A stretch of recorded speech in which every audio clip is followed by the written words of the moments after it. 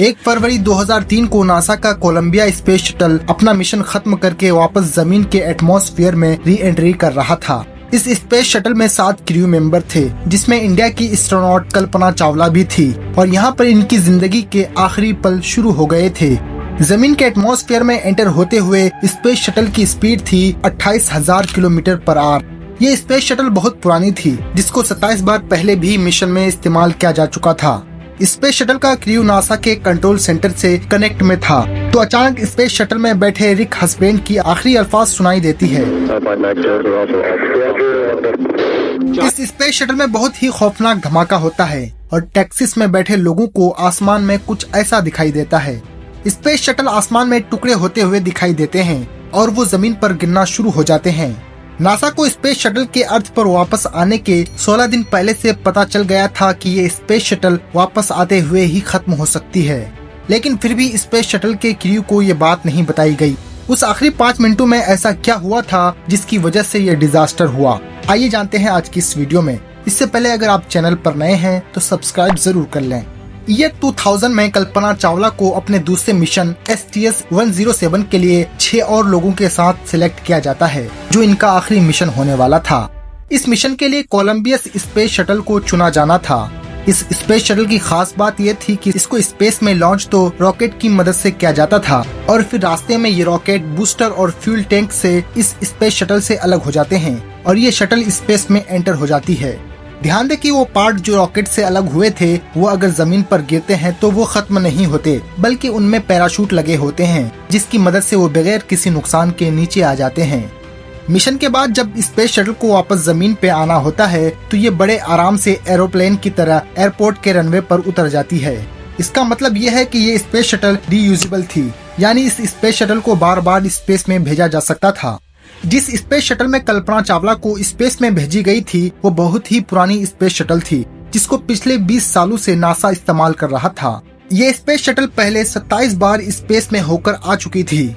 फिर इस space shuttle को 11 जनवरी 2001 को स्पेस में जाना था, लेकिन टेक्निकल फॉल्ट की वजह से इस मिशन को 1-2 बार नहीं बल्कि पूरे 13 बार डिले किया जाता है। 2003 में 7 लोगों का क्रू, जिसमें कल्पना चावला भी थी, इस स्पेस शटल को स्पेस में लॉन्च कर दिया जाता है और फिर ये स्पेस शटल अंतरिक्ष में एंटर हो जाती है। इन्होंने तकरीबन 16 दिन स्पेस पे गुजारे थे।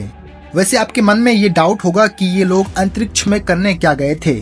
दरअसल स्पेस में इन्हें 80 से भी ज्यादा एक्सपेरिमेंट्स को परफॉर्म करना था उन क्रिएचर्स पे जिनको ये अपने साथ जमीन से लाए थे। ये लोग मछलियाँ, चींटियाँ, शहद की मक्खी, सिल्क वॉर्म, मकड़ी वगैरह को लेकर आते हैं, ये देखने के लिए कि ये ऑर्गेनिज्म जीरो ग्रेविटी में किस तरह परफॉर्म करते हैं। 16 दिन तक तो स्पेस शटल का क्रू एक्सपेरिमेंट परफॉर्म करते रहते हैं, वेटलेसनेस की स्टेट को एंजॉय करते हैं और अपने परिवार और जानकार लोगों से जमीन पर बात करते हैं। ये लोग जमीन की स्पेस से पिक्चर्स और वीडियोस भी बनाते हैं, जमीन की पानी के मौसम के फिनोमिना को अच्छी तरह से अंडरस्टैंड करने के लिए। लेकिन इनको ये नहीं पता था कि आगे बहुत बड़ा खतरा इनका इंतजार कर रहा है। इन लोगों के स्पेस में 16 दिन गुजर गए थे और 1 जनवरी 2003 को इस स्पेस शटल समेत एस्ट्रोनॉट को जमीन पर वापस आना था। सुबह 8:10 पर फ्लाइट कंट्रोल की टीम क्रू को ग्रीन सिग्नल देती है ताकि वो लोग जमीन के एटमॉस्फेयर में री एंट्री कर सके।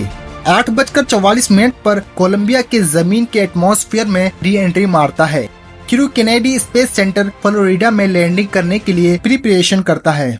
इस टाइम तक सब कुछ नॉर्मल होता है और अंदर बैठे क्रू मजे में बात कर रहे होते हैं।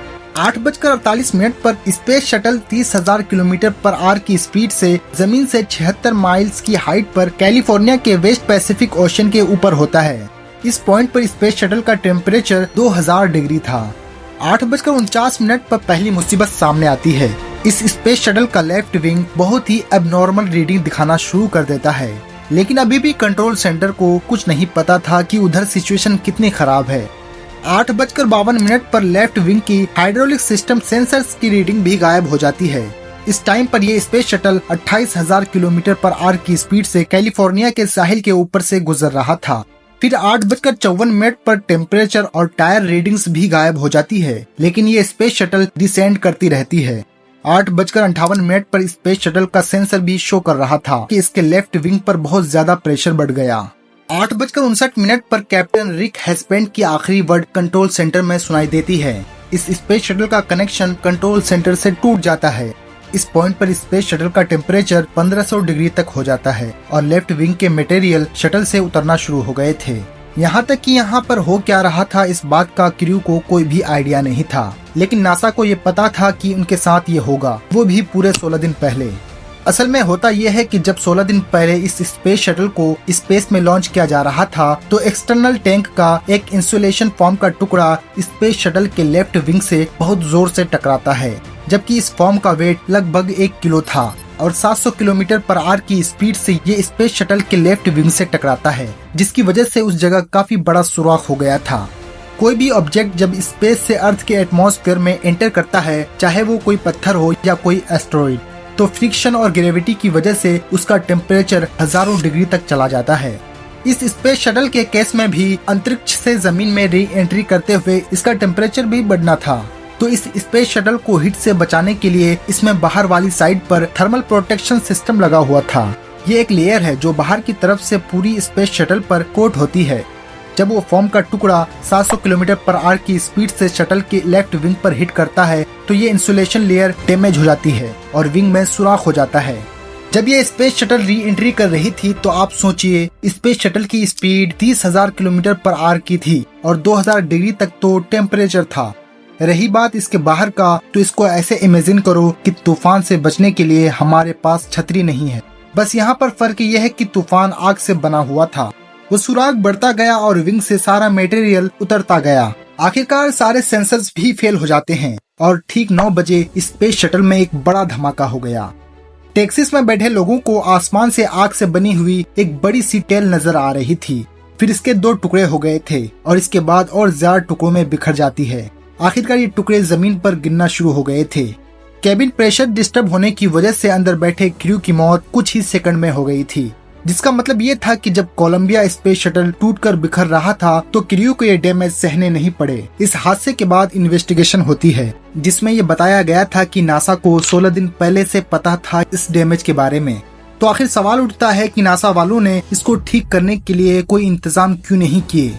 ये बात सामने आती है कि नासा के कुछ इंजीनियर्स ने फर्म स्ट्राइक के 2 दिन बाद ही इस पूरे STS प्रोग्राम के मैनेजर रॉन डी डिटेमोर को बोला था कि हम अपनी स्पेस सैटेलाइट की मदद से डैमेज का पता लगा लेते हैं कि वो कितना ज्यादा सेवर है, लेकिन उन्होंने इस रिक्वेस्ट को मना कर दिया था। इसी वजह से जब ये हादसा हुआ था तो उन्होंने अपनी गलती भी मानी थी और अपनी पोजीशन से रिजाइन भी कर दिया था। इस डिजास्टर में मरने वाले लोगों को ट्रिब्यूट देने के लिए नासा ने जो लैंडिंग की थी मार्स पर, उस जगह का नाम कोलंबिया मेमोरियल स्टेशन रख दिया था और साथ ही ये लोग अंतरिक्ष में घूमने वाले कुछ एस्टेरॉइड्स के नाम भी इस क्रू के नाम पर रख देते हैं।